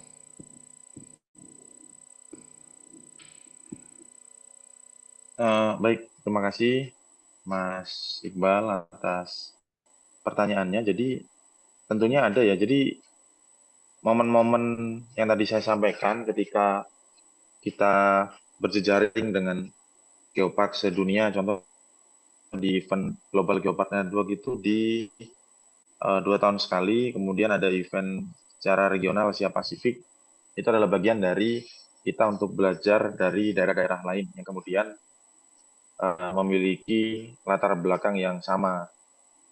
Geopark global itu sekarang ada sekitar 213 ya kalau nggak salah, 213 global geopark di dunia, sehingga monumen itu adalah bagian dari sharing. Jadi nanti ada kirim abstrak yang kemudian di sana nanti mereka akan muncul inovasi-inovasi di daerah mereka untuk kemudian diberikan pengalaman kepada daerah lain. Tentunya beberapa hal itu menjadi penting. Contoh kemarin yang Hong Kong itu mereka memiliki paspor. Jadi paspor ketika masuk ke dalam kawasan geopark. Jadi kalau kita kan paspor kan akan dicap di imigrasi ketika kita berada di suatu bandara. Nah ini bandaranya adalah situs geologi. Nah sehingga itu adalah bagian inovasi yang kemudian cukup menarik. Nanti kalau sudah sekian bandara atau sekian situs, nah itu akan mendapatkan salah satu merchandise dari geopark itu. Contoh inovasi yang kemudian dimunculkan tentunya ya kita mengarah ke sana yang kemudian itu akan menjadi catatan kami begitu ya. Karena kami menjadi geopark baru diresmikan di 2023, jadi umurnya ini baru setahun aja belum secara global ya, sehingga ini adalah bagian dari kami untuk melakukan pengembangan ke depannya. Karena per 4 tahun sekali kita akan dinilai kembali oleh UNESCO untuk diteruskan atau tidak sebenarnya apa namanya branding yang kita dapat. Kira-kira begitu jawabannya. Terima kasih. Baik, terima kasih. Apakah sudah aman? Oh, baik. Oleh karena itu, akan dibuka kembali pertanyaan. Apakah ada yang ingin bertanya di ruangan ini?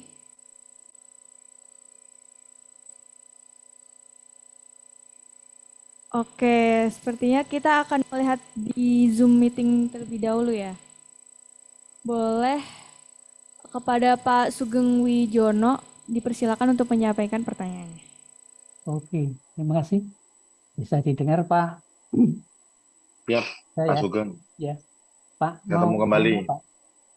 Kalau di Banyuwangi itu pantai apa tempat-tempat geosite atau mungkin yang jadi tempat-tempat geowisata itu pantainya itu ada di sebelah timur ya, Pak. Jadi yang menghadap ke Selat Bali ya. Lebih dominan di selatan, Pak, yang menghadap Samudra India. Oh, malah dominan ke selatan. Itu Ya kalau karena eh, gimana, kalau Pak? lihat pantainya itu pantai-pantai yang istilahnya itu melandai atau mungkin dibatasi oleh yang langsung tebing-tebing curam itu ya.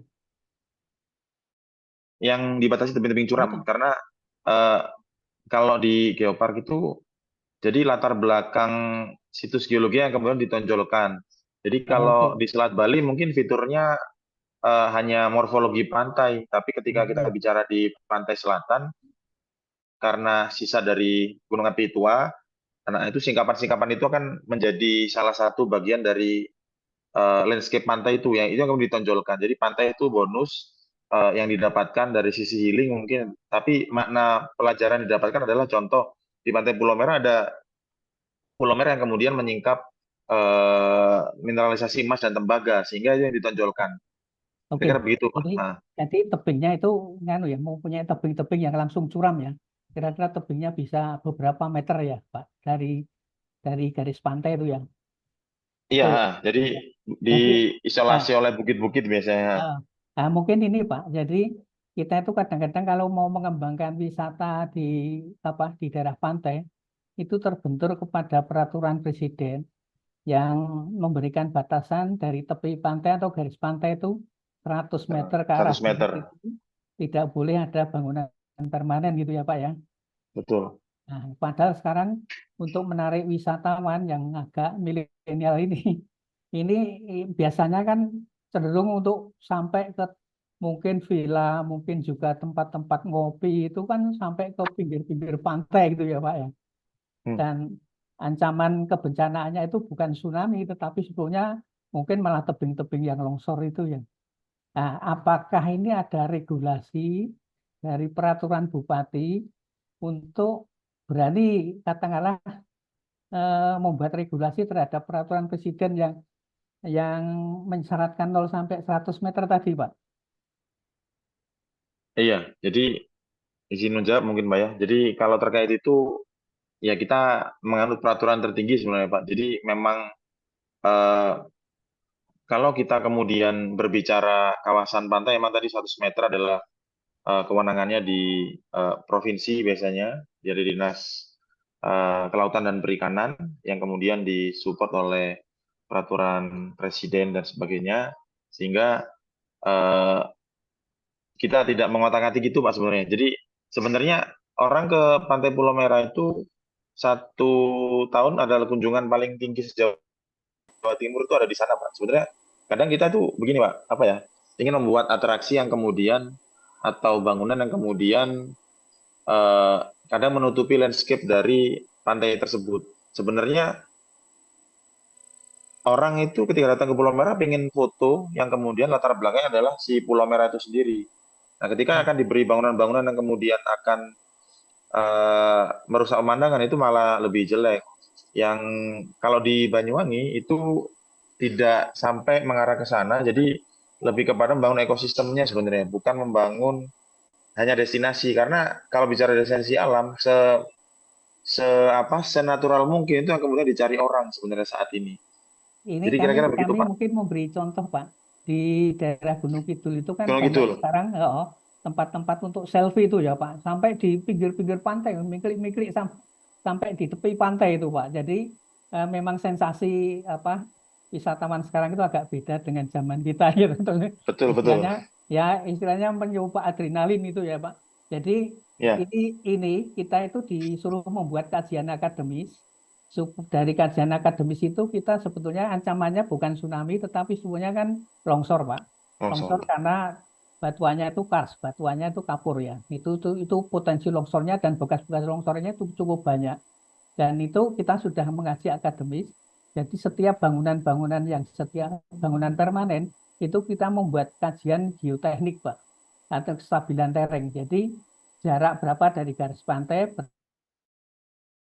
berapa bobot diizinkan untuk bisa didirikan di situ. Itu sudah kita kaji akademis, eh, juga ada di standar nasional Indonesia. Sebetulnya kita bisa ngikuti itu. Cuma kelihatannya bupatinya belum berani membuat regulasi mengenai Hmm. peraturan yang tadi Iya, agak bertentangan dengan peraturan presiden tadi, Pak. Ini menarik. betul. Kalau Banyuwangi bisa bisa nerobos itu akan semakin menarik untuk kawasan pantai yang di selatan, khususnya yang pantainya itu tidak istilahnya gradual ya menjadi landai gitu. Seperti pantai-pantai yang kontinental shelf-nya itu lebih panjang. Tapi kan di selatan biasanya kontinental shelf-nya kan pendek ya Pak ya. Iya, Jadi iya. langsung continental slope gitu. Nah, ini Nah, menarik Pak untuk regulasi. Kami yang sudah mengadakan kajian akademis dan itu bisa kita tentukan dengan stabilitas daerah yang sekian, nilai F-nya itu sekian, maka bangunan yang demikian beratnya sekian. Jadi kita memberi syarat untuk orang-orang yang mengembangkan wisata di pantai itu membuat kajian mengenai kestabilan lereng, Pak. Itu Ya, aja, Pak. Jadi yang bisa kita tambahkan sebagai apa referensi. pengembangan daerah Banyuwangi Ya. ya. Ya, terima kasih Pak Sugeng di Geopark Gunung Sewu berarti ya. Ya, betul, Pak.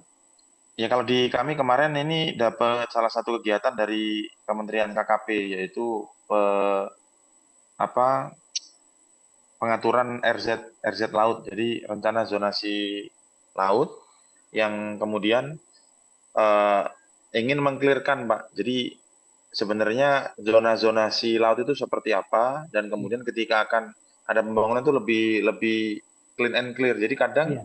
mau dapat hibah, mau dapat kegiatan sesuatu gitu, tapi terhambat dari sisi regulasi, Ya, sehingga betul, Pak. itu yang kemudian sedang kami lakukan kemarin disupport oleh Kementerian KKP.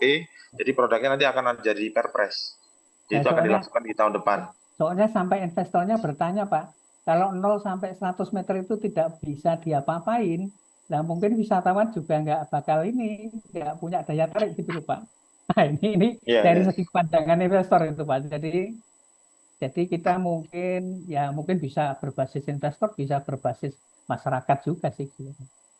Ya, Siap, saya siap. kira itu aja, Pak. Makasih, Pak. Makasih Pak Sugeng Ya. atas insight-nya.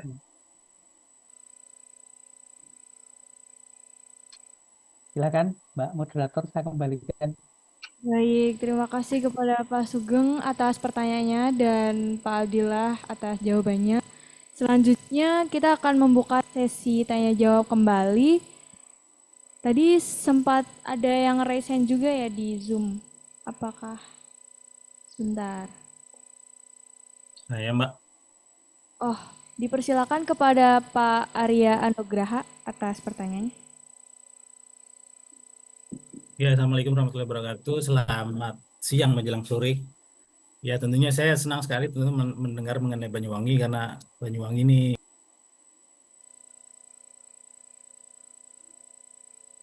Ke mute, Mas. Permisi Pak, Ke mute. masih mic-nya masih di mute. Oh, sorry. Ya. Assalamualaikum warahmatullahi wabarakatuh. Selamat siang menjelang sore. Ya. Jadi alhamdulillah. Maaf, Mas. Ke Di mute lagi, mute Mas. lagi itu. Loh, kok pencet-pencet ya. Sakti itu. Bisa mencet sendiri. Ya, terima kasih. Ini kalau mendengar Banyuwangi tentu saya senang sekali karena ini Banyuwangi salah satu destinasi wisata saya ya.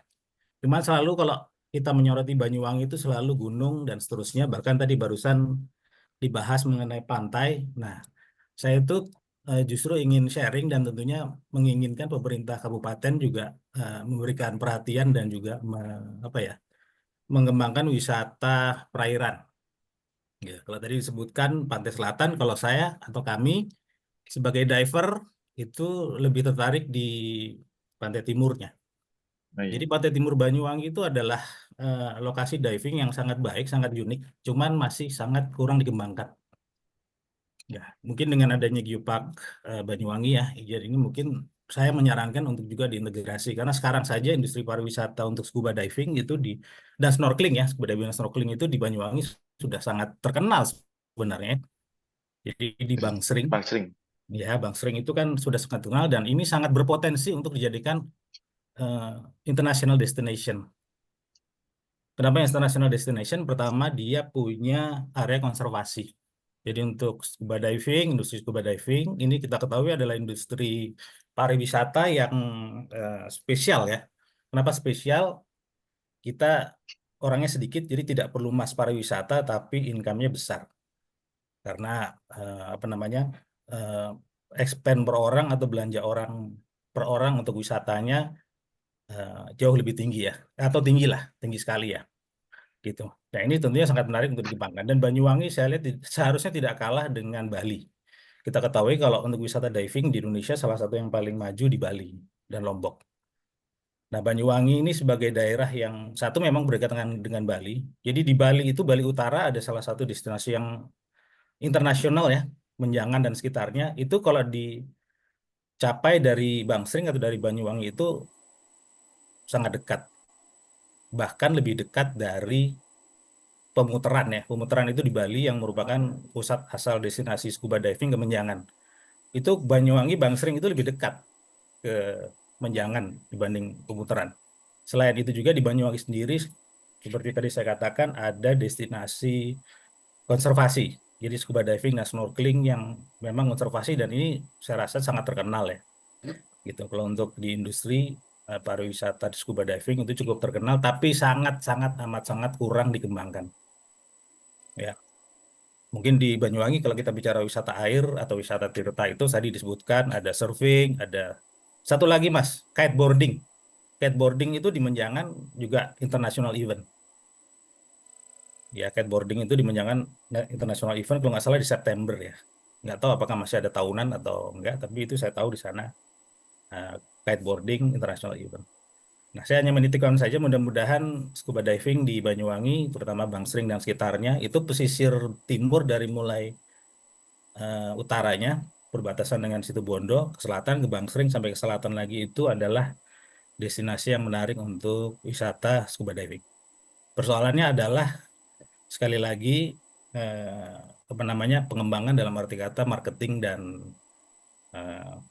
kalau infrastruktur saya rasa tidak terlalu masalah kalau untuk scuba diving.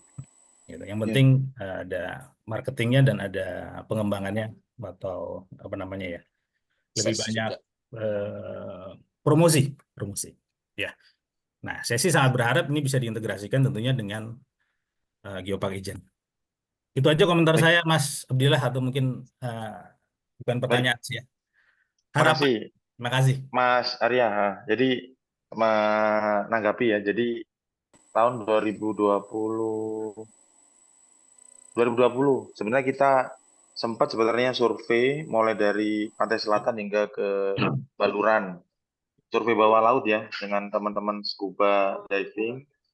Ada salah satu pegiat di sini namanya Pak Teguh dengan temannya dari salah satu tour travel Jepang yang ada di Bali untuk mengeksplor kekayaan bawah laut di kawasan geopark kami. Memang secara hasil kajian sederhana waktu itu memang sangat luar biasa ya, daerah-daerah yang kemudian memiliki berbagai fitur-fitur bawah laut yang cukup menarik untuk dipelajari dan dipromosikan. Nah, terakhir ini Mas, ada pengembangan paket 3B. Jadi Banyuwangi, kemudian Buleleng ya dengan Menjangan. Itu yang kemarin sudah di launching sama Pak Menpar. Nah, sekarang sedang disiapkan infrastruktur penunjangnya, bagaimana kemudian orang dari Pemutaran, kemudian ke Bangsering, kemudian ke Watu Dodol, dan juga ke Menjangan itu bisa terfasilitasi dengan baik. Kemarin sudah diresmikan. Kira-kira ke sini meresmikan itu dan sekarang sedang dikebut infrastrukturnya, sedang digarap oleh PMK Buleleng, PMK Jembrana, dan juga PMK Banyuwangi untuk mempromosikan konektivitas ini, Banyuwangi Bali Barat. Jadi itu yang coba diinisiasi. Terima kasih atas saran dan masukannya. Sukses untuk Baik. Geopark Ada Ijen. tambahan lagi Makasih. dari Pak? Baik, terima kasih banyak.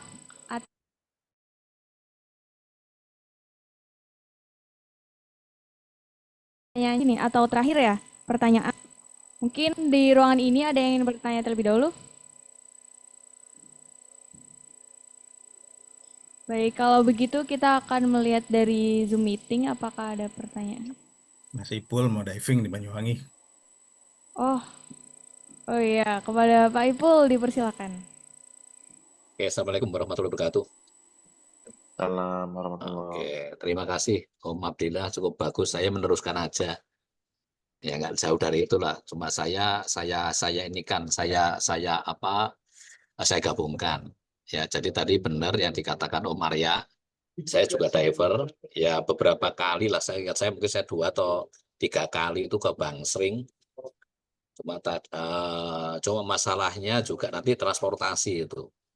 Ya karena bis yang ke Banyuwangi itu ya agak terbatas ya karena kita agak capek gitu, maunya ke Jakarta itu pakai bis yang bisa tiduran itu.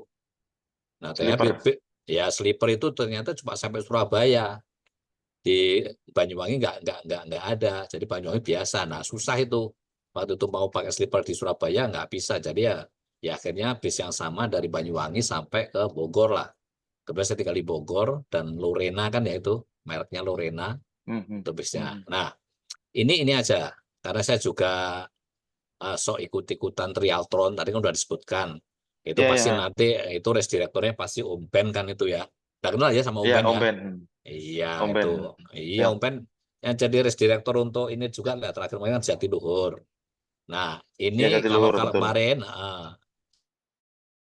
saya sempat ngobrol ke Om Ben segala itu kan maunya itu berenangnya kan di agak selatan itu ya. Di BUM.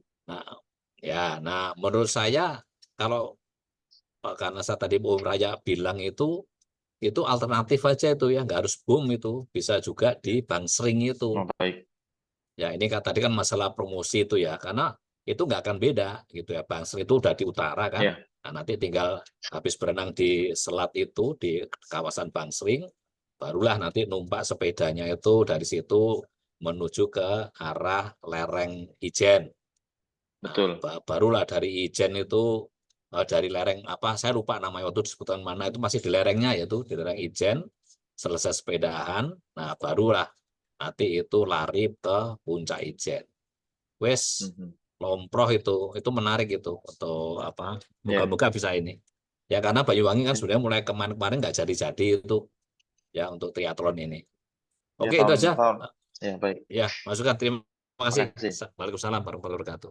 Makasih Pak Ibu atas saran masukannya. Jadi memang sebenarnya ingin tahun lalu, tapi terkendala sponsor waktu itu. Jadi ini sudah dapat kabar positif.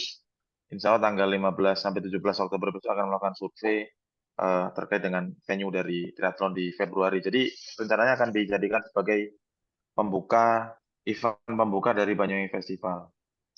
Jadi event pertama nanti triathlon, Insya Allah. Sip.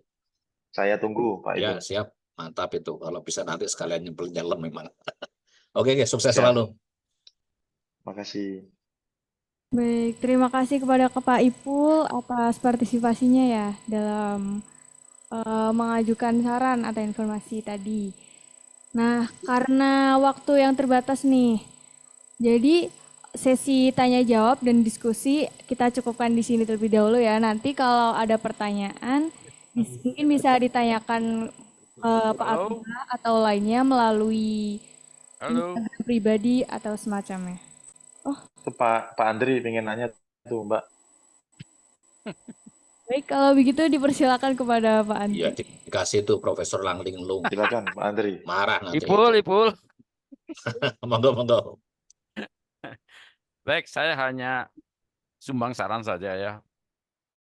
Mungkin bukan apa namanya, bukan spesial untuk pertanyaan.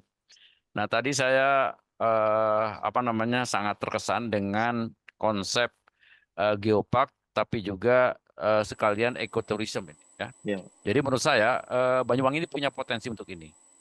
Ya dimulai dengan bandara yang katakanlah memang apa namanya sudah didesain sedemikian rupa dengan dengan arsitektur yang hijau, dan kemudian juga saya salut juga ini dengan apa namanya dengan konsep kalau datang ke restoran, datang ke warung tidak menggunakan plastik ya, tidak menggunakan plastik, menggunakan daun ya itu.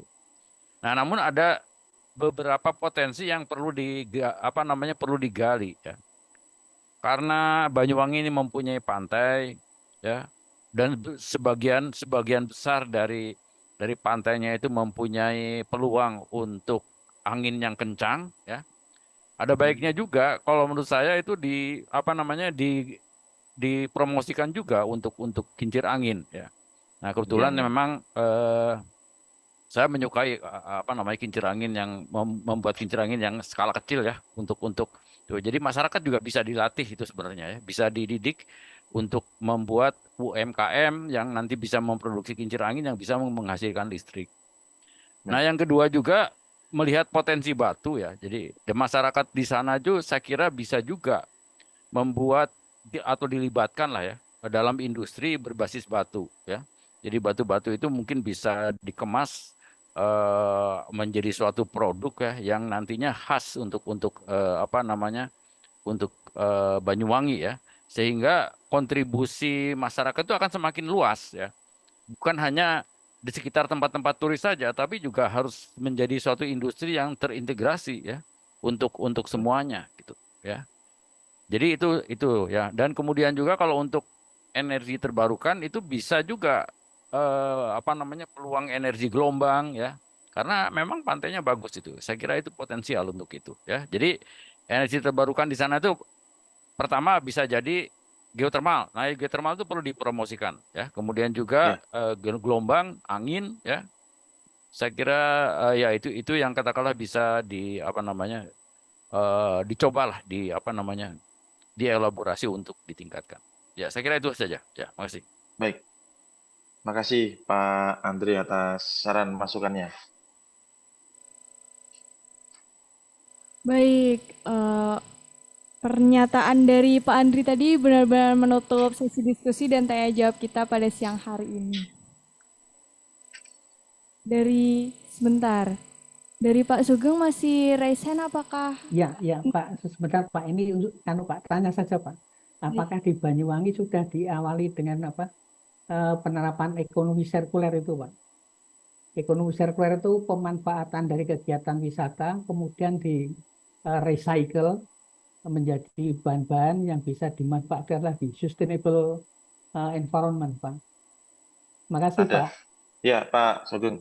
Terima kasih. Jadi embrio itu ada contoh tadi yang saya share di mana tadi ya? Sampah Bentar tadi saya Pak. tunjukin slide-nya.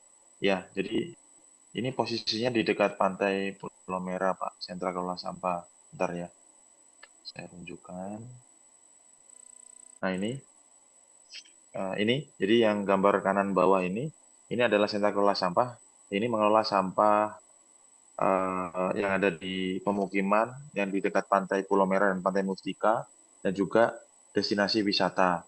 Nah, ini dipilah, kemudian contoh yang bisa dimanfaatkan itu dijual secara nilainya, contoh misalkan botol plastik dan sebagainya, tapi yang nggak bisa dijual, contohnya plastik saset itu akan digiling atau dicacah, yang kemudian dijadikan salah satu produk sekarang yang terkenal itu roster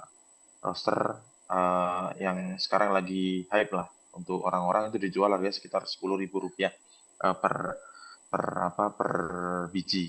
Jadi ada, dan salah satu juga ada di daerah selatan namanya ada Sky Farm, itu salah satu rumah, mungkin dulu bapak-bapak ibu dosen ketika ke Banyuwangi juga kami ajak ke sana, itu satu rumah yang menerapkan prinsip mandiri sampah, mandiri energi, mandiri air, mandiri serat, dan sebagainya. Jadi dilakukan oleh 2 orang dokter, satunya dokter spesialis tulang, Pak Dr. Ananta, dan juga istrinya dokter umum, yang kemudian membuat sustainable fashion, kemudian membuat sustainable living, yang kemudian memanfaatkan barang-barang yang ada di sekitarnya. Dan itu tidak hanya pribadi ya, tapi melibatkan lingkungan sekitarnya. Jadi bisa dicek nanti di Instagram namanya Sky Farm Glenmore.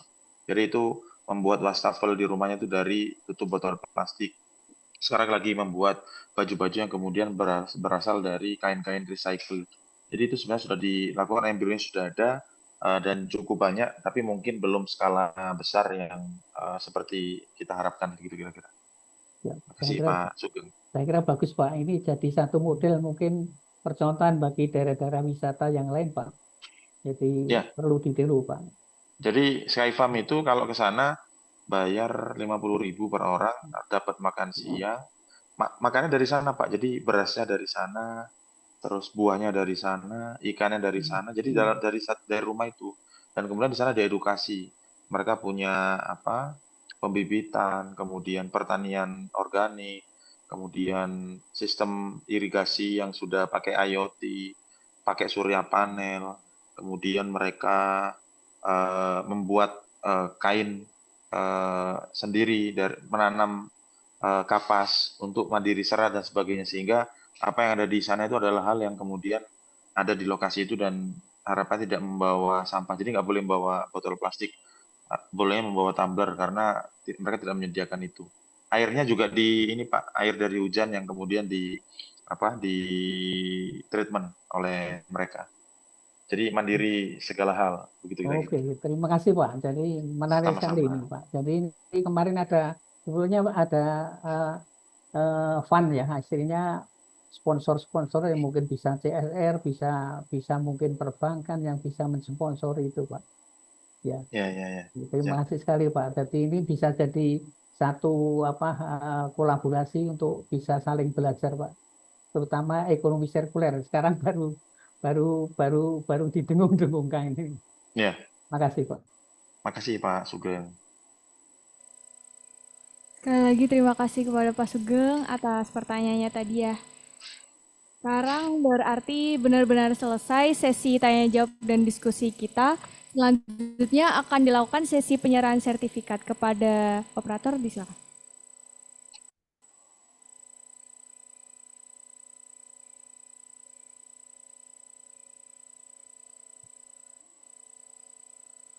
Baik, saya akan memandu untuk share. Sudah. Saya akan memandu untuk screenshotnya atau print screennya. Kepada Pak Abdillah, kalau ingin berpose disilakan. Baik, 1, 2, 3.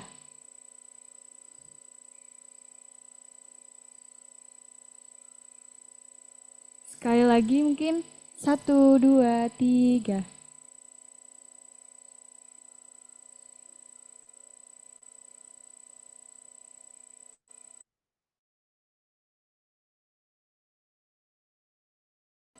Baik, terima kasih. Ya, kita akan melakukan sesi dokumentasi. Dimohon kepada peserta yang hadir dalam Zoom untuk dapat menyalakan kameranya. Terima kasih. Boleh ini dulu. Yang hadir di ruangan juga boleh langsung ke depan aja ya. Kita akan melakukan sesi dokumentasi.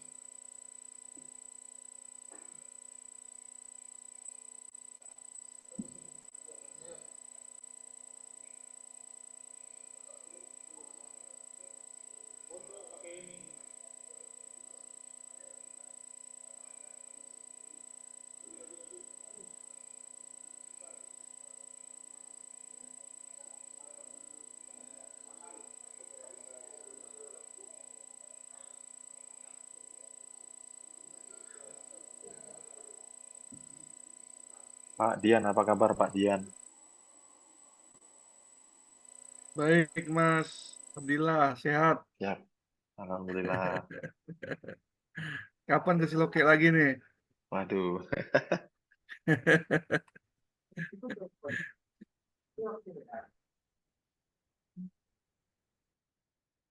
Boleh kakak-kakak yang di belakang untuk ikut dokumentasi. Ikut aja.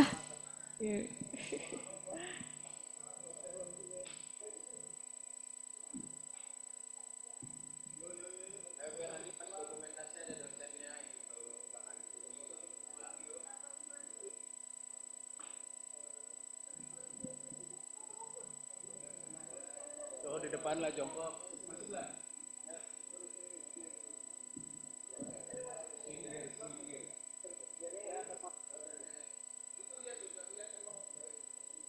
Gimana nih? Saya di depan.